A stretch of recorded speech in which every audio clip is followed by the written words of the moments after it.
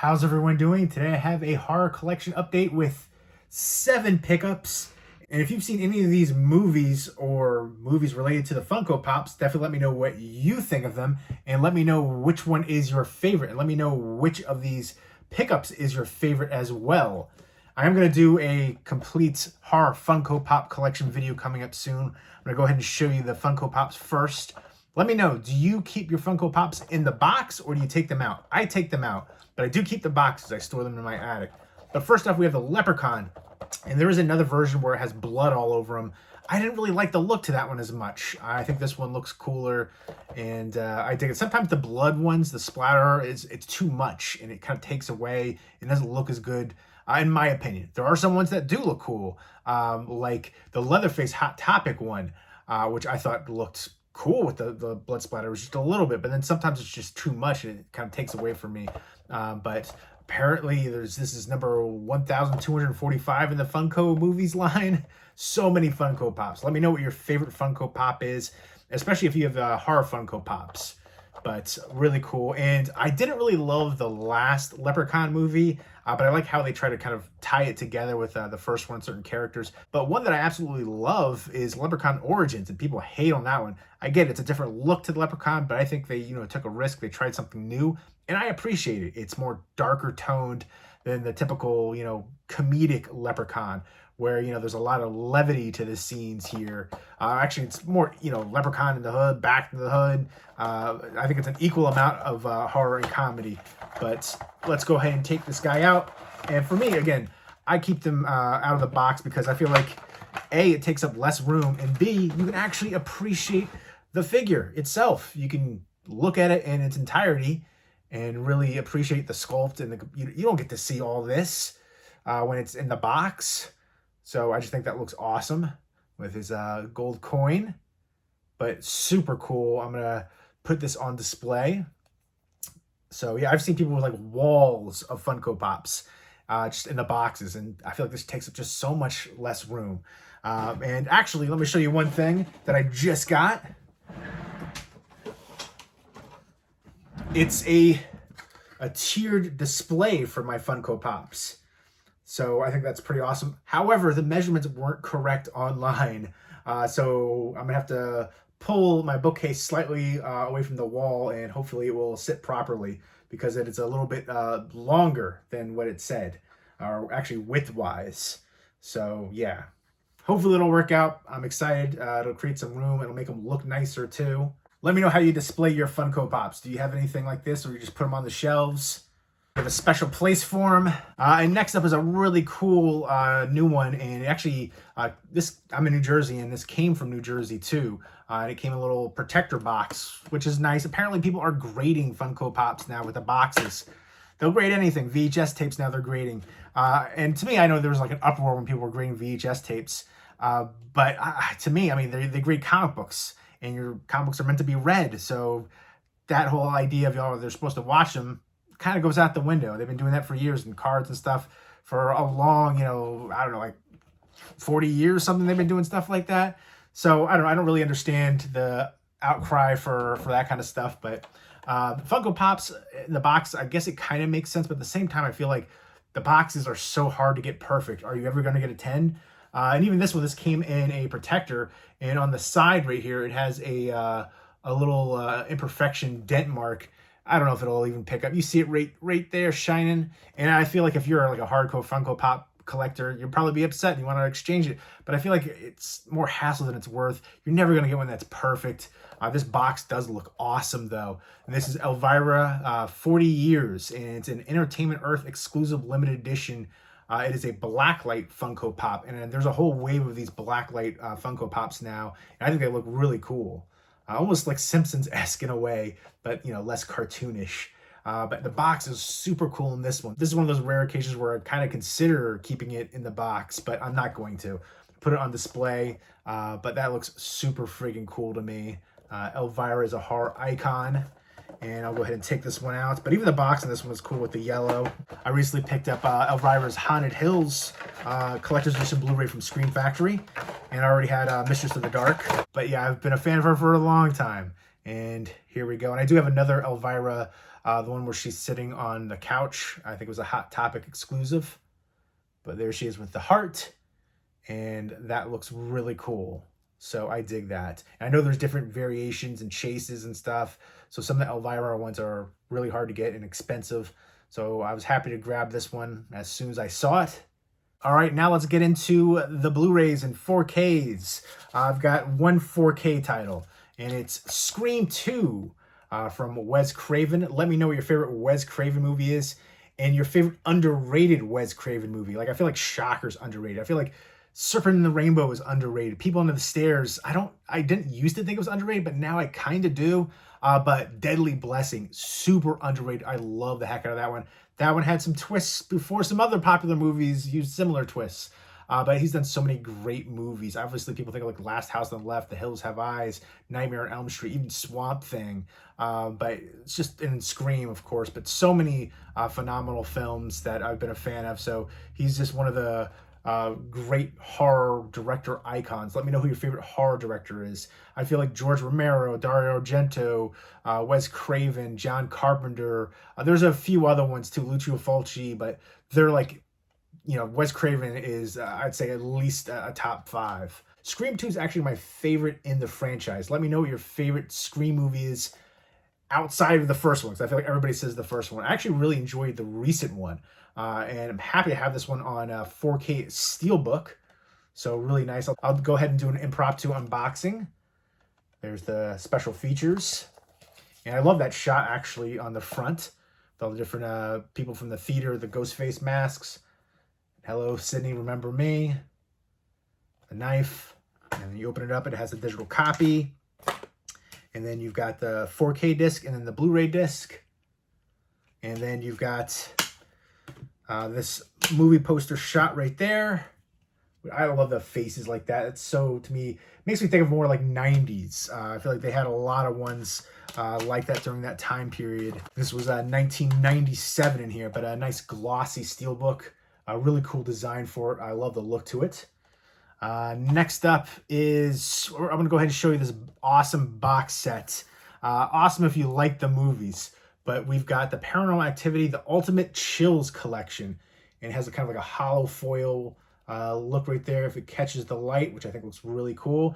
Now, one thing I noticed right away is Ghost Dimension, which is the only one that I haven't seen. It has a different case. You see it?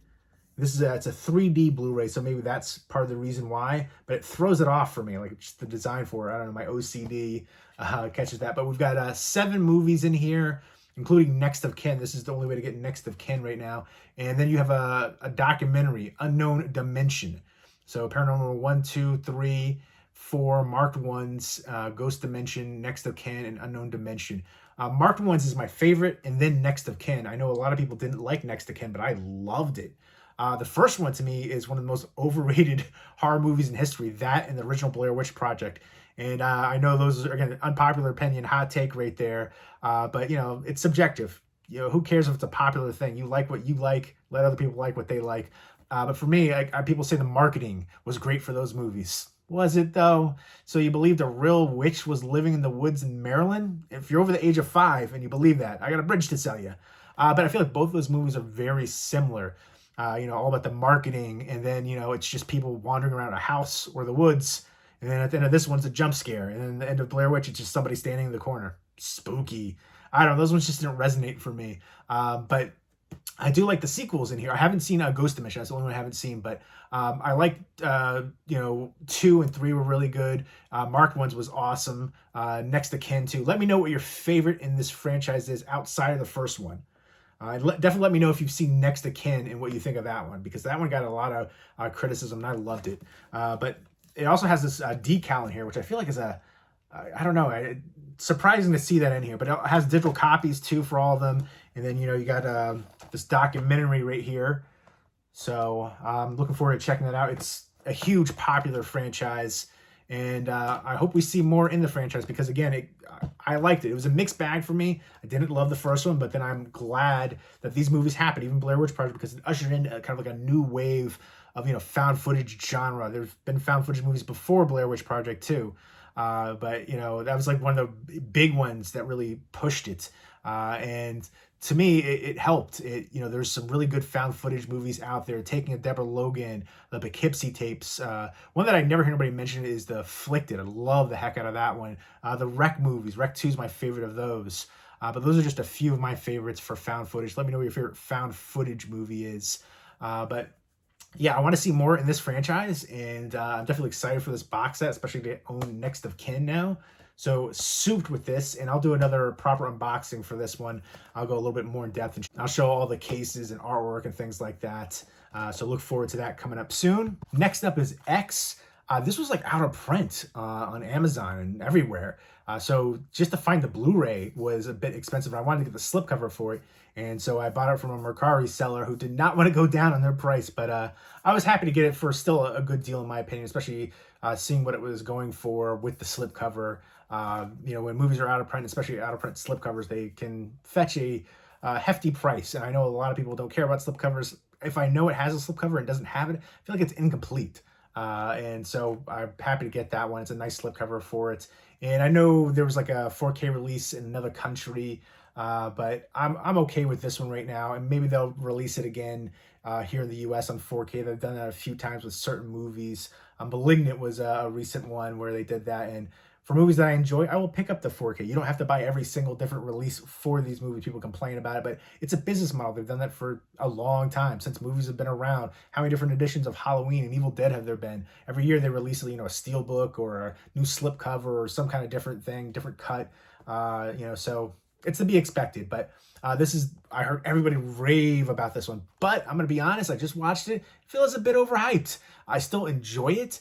And it unlocked a new genre, which I think is just recently got a wave of, elderly horror, old people horror movies. This is one of those movies now. The Taking of Deborah Logan is one that I think is super underrated, but super creepy and atmospheric, and a really great found footage movie. Is one of my favorites, and it's another older people, elderly horror movie.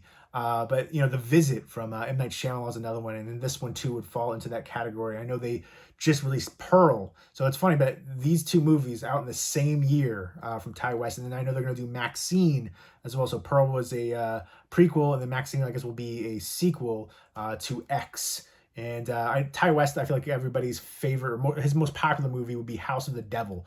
But for me, my favorite is The Innkeepers, a super atmospheric one, super creepy. Love the heck out of that one.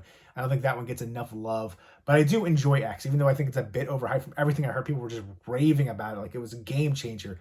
I didn't think it was that much of a game changer. I thought it was stuff that we've seen before, but I do love the look right here for Mia Goth and the transformation with her into Pearl. That was super awesome and incredible.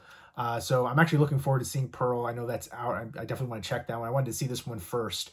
But yeah, I still enjoyed it, even though I didn't think it was, lived up to the hype for me. I think it's a really good one, and one that I can see myself rewatching again. It's definitely got some interesting scenes in there for sure. Brittany Snow, Jenna Ortega.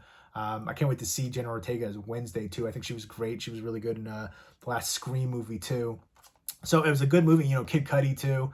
But yeah, for me, it didn't quite live up to the hype, but I still enjoyed it. But happy to own it too. It's one that I can see myself rewatching again. Like for me, I'd give it an 8, but I feel like a lot of people were saying 10s, 9.5. So, that shot right there is iconic. Some really creepy moments in there too. And I want to see more of that gator. I love some of the poster artwork I've seen for Pearl. Next up is Rob Zombie's The Munsters, all new movie. I saw this one. I feel like if you are a classic Munsters fan, or even the other Munsters, I remember seeing the Christmas special. I have that on DVD with not the original cast.